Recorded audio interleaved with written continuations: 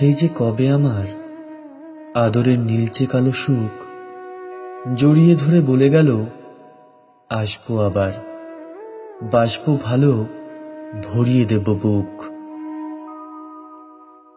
তারপর থেকে আমি চলেছি খুঁজে, ছাদে, বারান্দায়, পর্দার পেছনে, বন্ধ জানলার পাশে, বইয়ের ভাঁজে। কোথায় যে হারালাম আমার সুখ। এবার যেদিন বৃষ্টি হবে, মেঘের বাড়ি যাব, হয়তোবা তার বাড়ির ছাদেই আমার সুখকে খুঁজে পাব। বৃষ্টি রাতে মাথার বালিশ নোনা জলে ম্লান,